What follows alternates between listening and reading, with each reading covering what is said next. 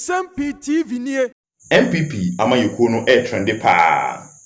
Na Eugene Osie Tutu the fact checker atimu ababaye critical analysis bia abusia ho behia se wobete eno ntina Nsem-Pii TV ya bobo sansemi bia no a ena nwumre yi yedi bi ba besomo ni nyina efa MPP amayuko decision say wo kwakoto aba coming January 2026 na wayi won franka tufo na amafo a anasensema amafo bi ebisa say why Bawumia na edinti na say raise no Dr Bawumia edikan na den na beboa MPP so what Dr Bawumia and I say what to abama Dr Bawumia ediku face the NDC coming year 2028 general election no abusuya we and nsem bi ka ho a Eugene Osie Tutu the fact checker we share FM abusuya what nsem na gu ho a ama obi a atimu anya ne ho ntiase abusuya mesrew yanko na wankasa kokoti bi ne ba Nsem-Pii TV yene T4 ebeto aso.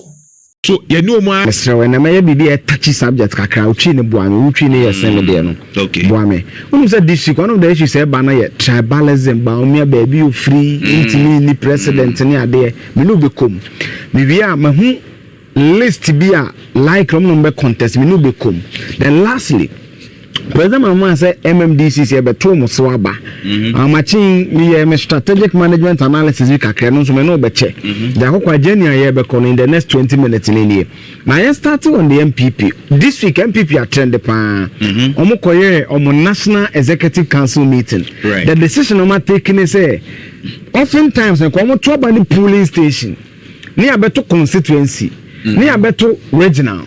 Ni abeto national sanya be you pay mu na nka say flag bearer no but this time according to Justin Kodia Frempong papa bi o MP e was sense the friend John Intim Fodwo ed movie proposal be say MPP benya omonto top down approach akra brofo kakraka ni nyina ne kire say omonto pay mu ni de ni wie presidential na ansa na o beto form of no there are many arguments for and against. Okay, this is my argument. It's the end cupboard no sunian church. The only thing mitie Justin Kodia Frempong interview why and let me reference it. Why interview no Nsem-Pii. Yeah, sister station. And why be Utek. I will interview 2 MT. This is my impressions of why MPP want to do the top down. Or say one. And no JF can go and decide at the neck. The reason one person yes ane akokwa. Ubone beka acrimony. Sa when a air cost MPP no mu believe say omo to sa aba ni me free wa ni nyina be dey etu betwa. 2 the MPP constitution no ema ho kwan say so omo yes so it is not against the constitution of the MPP and also na kwakwa so omo to ni January na kwakwa enya mass January 2026 to 7 no 27 1 year to 28 no 2 years February March, April, May, June, July, August, September, October, November. Right. So at least, ni problem ube yino, sebe champon, se duchumo, se bami, se Kennedy, obenya 2 years, 10 months. They are marketing home. Right. Now the advantage of that is that now MPP party only the parliamentary caucus in the Timikasa do na. The arrowhead no babado mu na no so benya party no enso structure no so bom. Se benya opposition leader obetimi akasa ene ade. This is also another advantage. But as a cons no we say pros and cons. As a cons na say disadvantage or semi disadvantage na don so say. Right. Akwa cons ni bi in say current executives etisono nukure ni MPP for mu MPP for mu ni there are many issues in several constituencies so man solve no mo koto ba leader bi on be no it will be perceived say system na this leader na ba so then people must guard against that or guide against that. There's an old system no and new leader no muria makoto sa ankofo no so aba system no so aba and akoko afa say na ekoya there are many people who be you be free ho menu nyina enimi atete fam okufo no can the old people no omo be koya new people but can the new people work with the leader elected by the old stock and only question the big question ayebisa what could be the mama also would it mean say new person now but now one person na be so retain here we need to owe allegiance to nipa na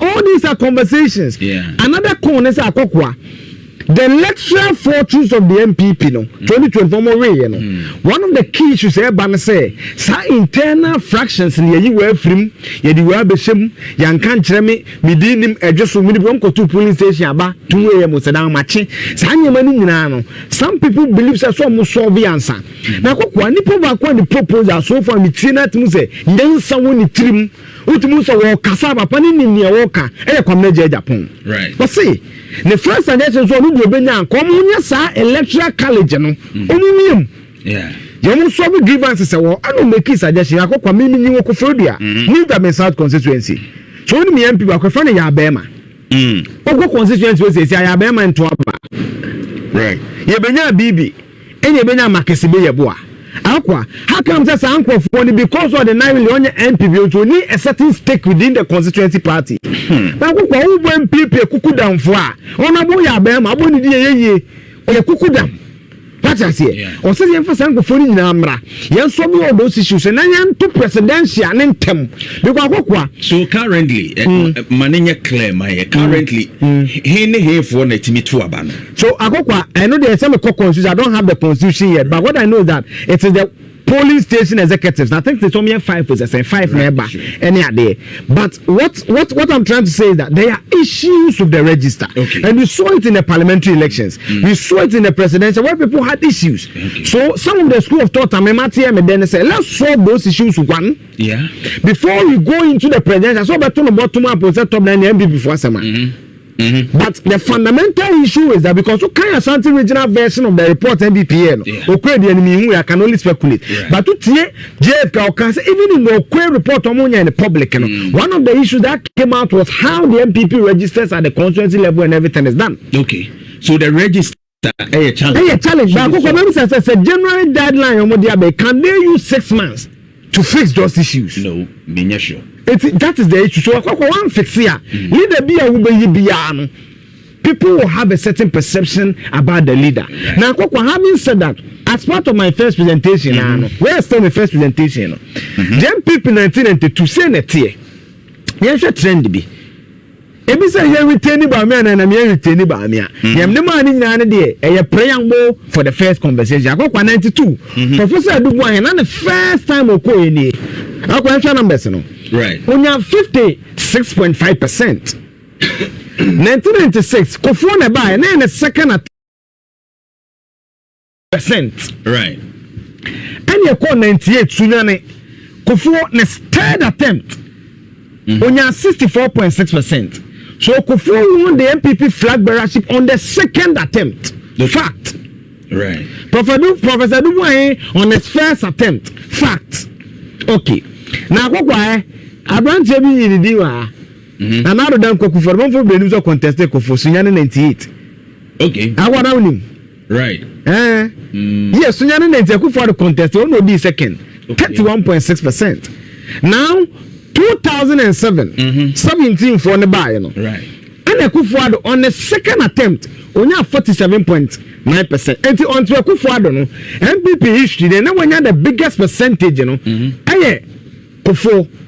But on the third attempt, Asunyane, I confirm. Okomu na first attempt.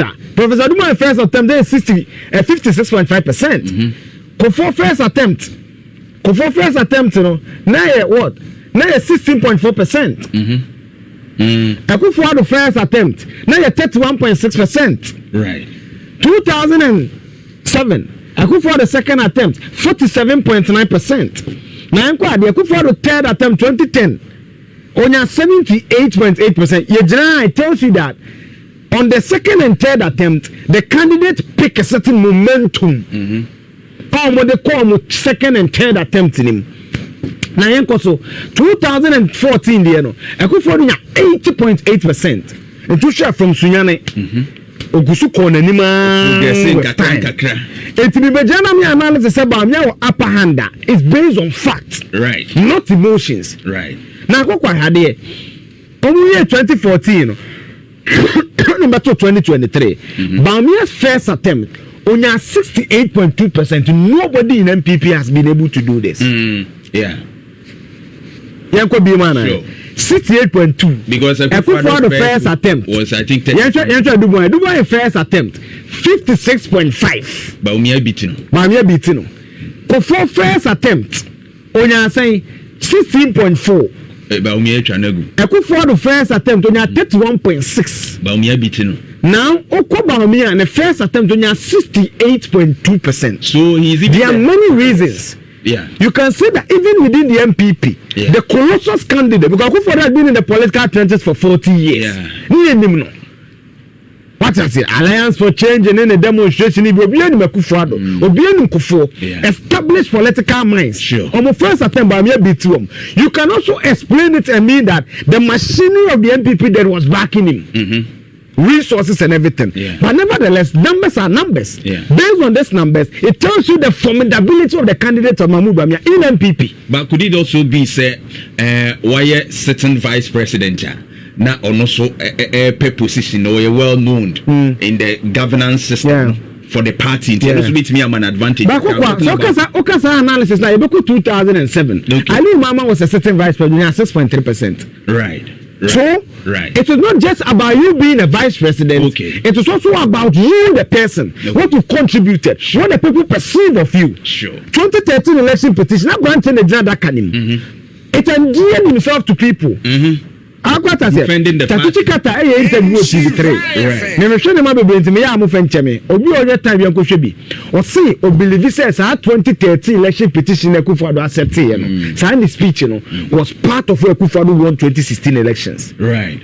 So all those things place on the minds of the people. So for me, the formidability of Bawumia is not in doubt. But Akufo had Kennedy Japan on his first attempt, 14.2%. Even Kofo on his first attempt got 16%. Yeah. So Kennedy is also formidable. And let's put this on record that Kennedy didn't start his campaign early. It was starting the campaign earlier. Okay. So that's also another reason we need to do. Now, also as part of my first presentation, she said Kofo way and the attitude so move. Engineer Comrade Japan, Akoko Menya. Menya meka bibi kakra for mo. Me dey on national chairman on tenachire. Akoko eno am hwe se dunketi. So do so wo fa no oye wise. O ko Peace FM. Akwa wutie papa na kasa. Itam say kusen dunketi menya mo me president. On tenachire. Na won chinchimo fidie ni men dis. But don't say we can say position there. Yes. But Akoko wutie papa no. Na dwen. They wan answer questions. Smart. O say obusa na say it's Ghana na this ba ye no say enye yi a ma na munim. Petro na atọ ne sen eno atọ ne sen wa na wunim na wokodoma udi dwasen eno udi dwasen wa na wunim onu ma ya economic and inflation analysis bia wa na wunim chobotum papa okona cha cha me bebo brand champion experience makana records achiraw serial entrepreneur owonisika we munyo ma politics we munye skani bi owonisika we establish mind any ade mi obi opebuku dem pedance ni PhD na nyankrofo de yi bi we onu ko school information system so tiase papa we mu say the next kofo yes we free gabe Patrick Bawumia oba ono so ohwe parliament otenema sene ade brand issue no so meka so mu ade ahamaso kakra ne kasa anye ye hand over na sa ade na so work on me na yesa me no yesa analysis na papa mi hu ni hu ene issue Patrick Bawumia no I say we da fomoko papa we ko we obeko I think the 6-7 times adanimo o tuke video yen kan no kra nkyere yakokwa anye yemfa Bawumia to me as we speak I think he's leading. Marginally, he's leading. You say me first year marginally. Come tag him say about me agenda boy. Me nimbe be into marginally. Papa eye boache jako. Okobi 2007. See enko he board no so. 2007 and akokwa time into na me rashes am friend chame. Kokwa time me cocaine time pa. Chairman say jako ko onya ne boache jako. Otoso 13 onya 10 vote.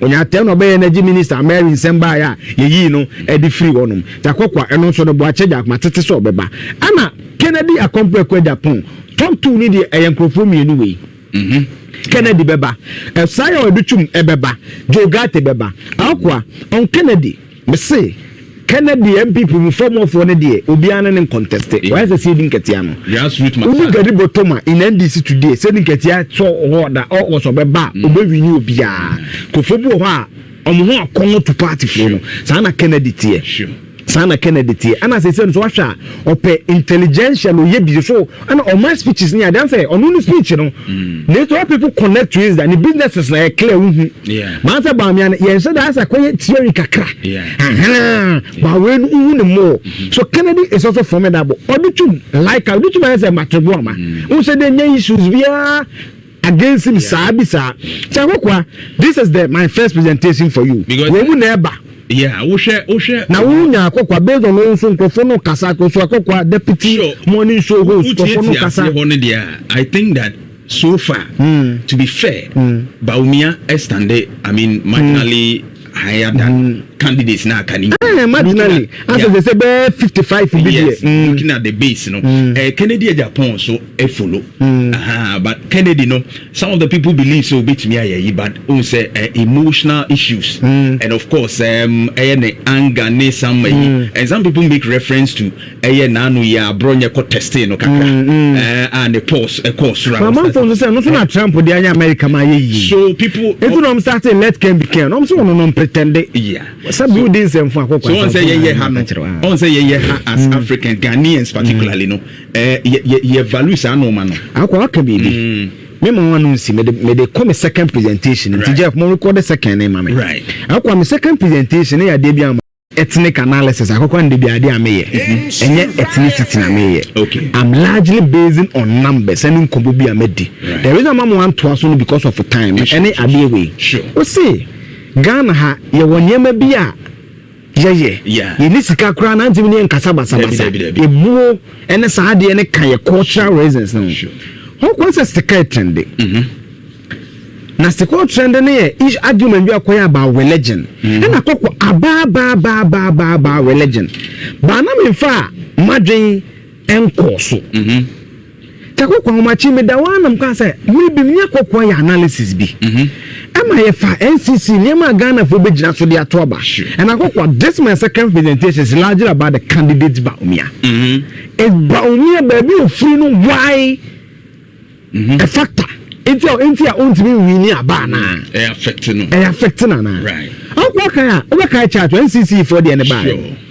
issue so mu raise so mu jina so dey atoba there was no religion there was no ethnicity in fact the top 5 issues education, employment, health, road, economy, agric, social services, women and children, corruption, youth development, security, energy, need for PWD, social intervention policies. So they based on the performance of the government. Yes. So because of going into the election, on my NCC, what they were relying on to vote.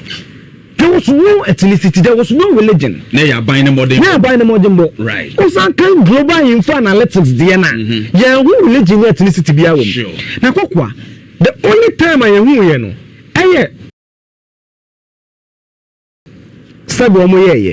Titan said, let the people have a say. Okay. Our report to Mekaya about September, October 2024. I think, say, yeah, boss, by a message, kakra. The first time I hear a Muslim ticket on a major political party, because the fourth Republican dispensation, the two dominant political parties. The first time I'm presenting a Muslim on that ticket is the MPP. Sure. Rollins a Christian, Prof. Mills a Christian, President Mahama officially a Christian, or Assemblies of God. Sure. President Kufuor a Christian, President Kufuor a Christian, Bawumia was the first Muslim on the ticket. Akwa question back mu busa to say NCC there na niema manfo begina so dey atoaba no tie omo say let's talk about your vote in the upcoming 2024 general elections as a voter kokwati me if let's sentence analysis na say nipa no mbuso omo questions no omo toaba they were registered voters tie question no as a voter please tell me how much your choice of political party or candidate will be influenced by the following and metrics. Out of the 7 metrics, niamo mujira so pass on the better ban. A candidate in micro die honesty. Yeah. Candidate in the subain the character. Candidate in the boss promises. Candidate in the running mate. Candidate in the money gift say give so yama transport yama take away. Candidate ethnicity 12%. Maybe free. And akokwa especially Kenya. when you want to do analysis, you can never do Africa's election analysis without the element of religion and ethnicity. Sure. There's an article because of the time, let me just give it for those who have gone for Pesa, they do a right. There's an article when I made research, I came across it. The article is titled "For God and Country: The Role of Faith in U.S. electoral politics." For God and Country, the role of faith in U.S. electoral politics, the London School of Economics and Political Science, and the trust article. One person can further on this, another article on the man, God and the ballot box. How electoral candidates use religion in election campaign in Bangladesh.